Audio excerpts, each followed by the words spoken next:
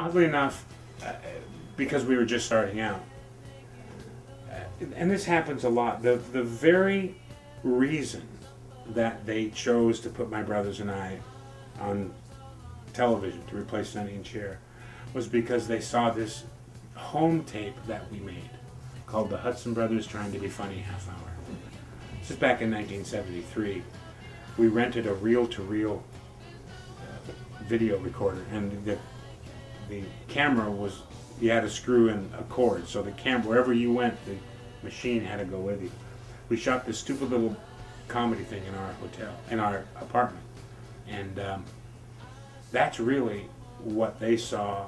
Chris Beard and Alan Bly and Freddie Silverman at the time, who was the president of CBS, they saw this and they thought they laughed. They said, these guys are, and it was very primitive, it was very crude, but it was also very funny.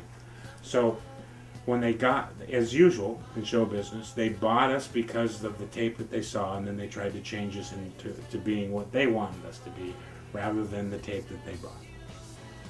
So it wasn't until the it was the third show. Yes, third show. Yeah. You know, we would always say, look, we've got this. Look, we've got this. Why don't we do this character? We've got this character, and rightfully so. They were veteran writing staff. They were coming off of Sonny and Cher.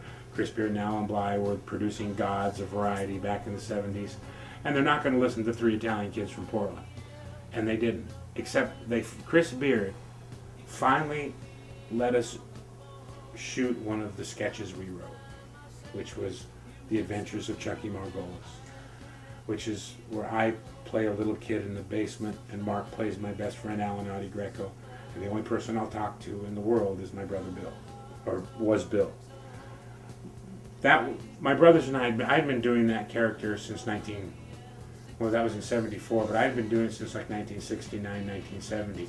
It was based on a real guy that used to come to our dances when we would play up in the Pacific Northwest, who would lie. And everybody knew he was lying, but he just kept telling these outrageous stories, how he beat up, a group of Hell's Angels. He was like a 15-year-old kid. So I kind of made fun of him, and I made this character named Chucky Margolis. And Mark, and we'd drive in the car and we'd do these routines. They allowed us to do that one, and that became the most popular character on the show.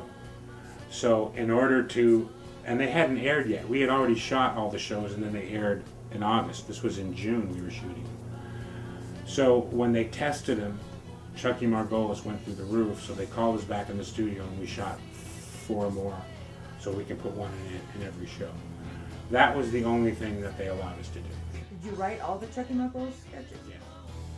The only way that was written, it's really unique how that was written.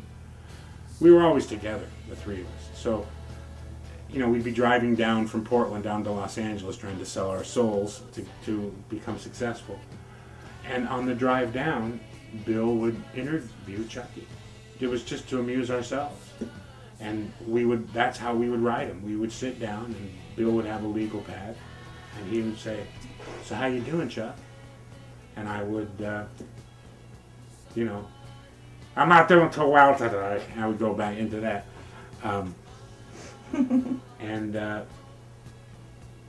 we would write him like that. And we would write him, and then we would save them. We don't know why. We didn't have any place to do them, but we thought they were funny. And then when we got the television show, we pulled out one that we had written, and we did it for Chris and Alan, and that was the only thing we got in the show. Well, didn't they realize that if your thing that you wrote was the most popular thing, maybe they should let you write more?